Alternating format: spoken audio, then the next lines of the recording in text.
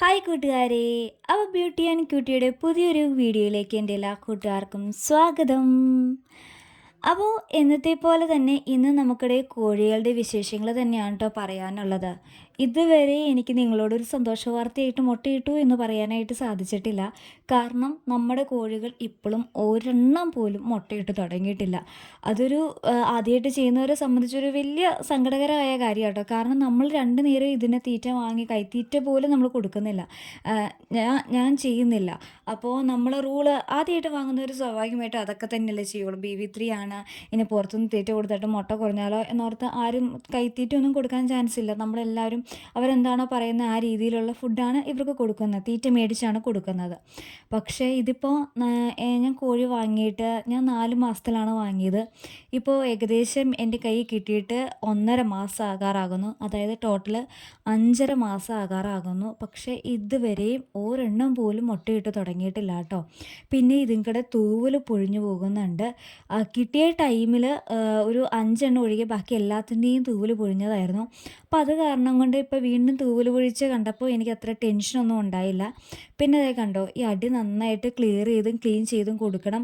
ഇതൊക്കെ BV3 വളർത്തുന്ന, BV3 എന്നല്ല, ഏതൊരു കോഴി വളർത്താൻ നേരത്തും ഈ പ്രശ്നങ്ങളെല്ലാം ഉണ്ടാവും കേട്ടോ. പിന്നെ BV3 എന്ന് പറയുന്നത് നമ്മൾ അഴിച്ചു വിട്ട് വളർത്തുന്ന ഒരു കോഴി അല്ലാത്തത് കൊണ്ട് തന്നെ അതിൻ്റേതായ പ്രശ്നങ്ങളുണ്ട്. പിന്നെ ഫാം ബേസ്ഡ് ആയിട്ടൊക്കെ ചെയ്യുവാണെങ്കിൽ കുറച്ചുകൂടി എപ്പോഴും സേഫ് ആയിരിക്കും. കാരണം അവർക്ക് കുറച്ചുകൂടി ഒരു ഫ്രീഡം കിട്ടുന്നുണ്ടല്ലോ. അപ്പോൾ നമ്മൾ ഈ 10 25 ഒക്കെ വാങ്ങി ചെയ്യാൻ നേരത്ത് ഇങ്ങനെ കൂട്ടി തന്നെ നിൽക്കുമ്പോൾ ക്ഷീണം ഉണ്ടാകും, ഇതുപോലുള്ള തൂവൽ പൊഴിച്ച് ഉണ്ടാകും, തൂങ്ങി നിൽക്കുന്ന ഒരവസ്ഥ ഉണ്ടാവും. ഈ പ്രശ്നങ്ങളെല്ലാം നമ്മൾ കോഴി വളർത്താൻ നേരത്തെ ഉണ്ടാവും കേട്ടോ. ഇതൊക്കെ ഞാൻ ഒരുപാട് വീഡിയോസ് കണ്ടിരുന്നു. പക്ഷേ എല്ലാവരും മുട്ട കിട്ടും, നല്ല നല്ല സുഖമാണ്, നല്ല എളുപ്പമാണ് എന്ന വീഡിയോസാണ് അധികവും ഞാൻ കണ്ടിട്ടുള്ളത്. ആരും അതിൽ പ്രയാസങ്ങൾ പറഞ്ഞ വീഡിയോ ഒന്നും ഞാൻ കണ്ടിട്ടില്ല. രാവിലെയും വൈകുന്നേരം തീറ്റിയിട്ട് കൊടുക്കുക, അത് അവിടെ തന്നെ നിന്നോളും, നമുക്ക് വേറെ പ്രയാസങ്ങളും കാര്യങ്ങളുമില്ല, വല്ലപ്പോഴും കാഷ്ടമൊക്കെ ഒന്ന് ക്ലിയർ ചെയ്താൽ മതി, ഇങ്ങനെയുള്ള വീഡിയോസാണ് ഞാൻ കണ്ടിട്ടുള്ളത്. ഞാൻ മേടിക്കുന്നതിന് മുമ്പ് കണ്ട വീഡിയോസിലെല്ലാം ഇങ്ങനെയുള്ള കാര്യങ്ങളാണ് വരുന്നത്. അല്ലാണ്ട് ഇതുങ്ങൾക്ക് അസുഖം വരുമെന്നോ തൂല് പൊഴിയുമെന്നോ വളർത്താൻ കുറച്ച് പ്രയാസം ഉണ്ടെന്നോ ഒന്നും ഞാൻ ഒരു വീഡിയോയിലും കണ്ടിട്ടില്ലായിരുന്നു കേട്ടോ. പിന്നെ ഇതുങ്ങൾക്ക് അസുഖം വന്ന് ഞാൻ വീഡിയോസിൽ ഓരോന്ന് സെർച്ച് ചെയ്യുമ്പോഴാണ് കോഴികൾക്ക് ഇന്ന അസുഖങ്ങൾ ഉണ്ടാവും, വളർത്താൻ കുറച്ച് പ്രയാസമാണ് എന്നൊക്കെ കാണുന്നത്. പലരും പറയുന്നത് BV3 കോഴികൾക്ക് തീറ്റ കൊടുത്ത് നമുക്ക് നഷ്ടമാണ്, വളർത്തുന്നത് ലാഭമല്ല, ആ ഒരു രീതിയിലാണ് കണ്ടത്.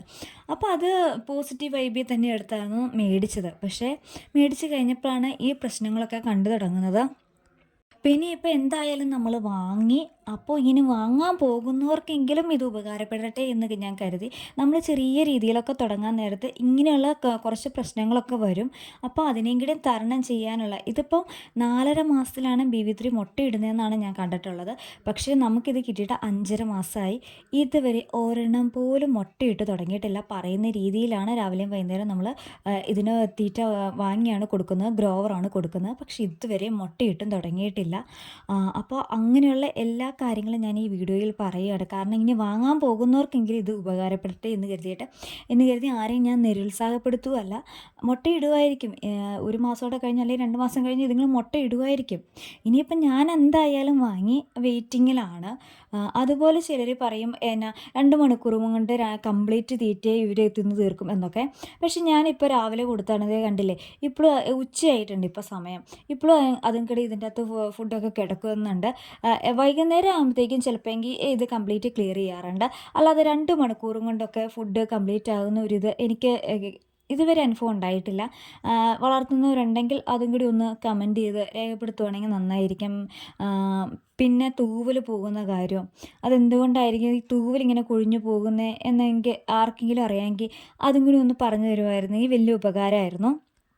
പിന്നെ ഇവർക്ക് ആഴ്ചയിൽ ഒരിക്കലും നോണം മറ്റേ ആര്യവേപ്പില, പച്ചമഞ്ഞൾ, തുളസിയില, പനിക്കൂർക്ക ഇതെല്ലാം ചതച്ച് വെള്ളത്തിൽ ചേർത്ത് കൊടുത്തു കഴിഞ്ഞാൽ അതും നല്ലതായിരിക്കും കേട്ടോ.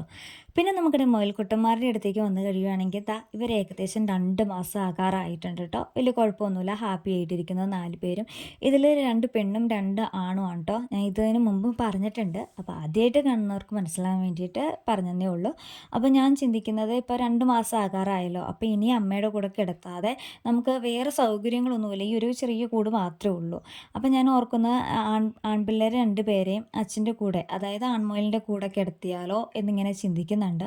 അപ്പോൾ അതിനിനി വല്ല വിഷയമുണ്ടോ എന്നുള്ളത് നമുക്കറിയത്തില്ല. കാരണം ആദ്യത്തെ സംഭവമാണല്ലോ.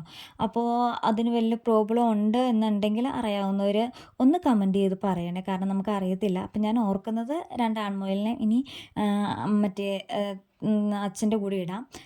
മക്കളെ 2 പേരെ അമ്മയുടെ കൂടെയും കിടക്കട്ടെ എന്നാണ് ഞാൻ കരുതുന്നത്. കാരണം ഇനി അവർ പാല് കുടിച്ചൊക്കെ അമ്മേനെ ബുദ്ധിമുട്ടിപ്പിക്കുന്നുണ്ടോ എന്ന് നമുക്കറിയത്തില്ലല്ലോ. നമ്മളെ കാണിക്കൊന്നും പാല് കൊടുക്കുന്നില്ല. രാത്രി ടൈമിലാണെന്ന് തോന്നുന്നു പാലൊക്കെ കൊടുക്കുന്നത്.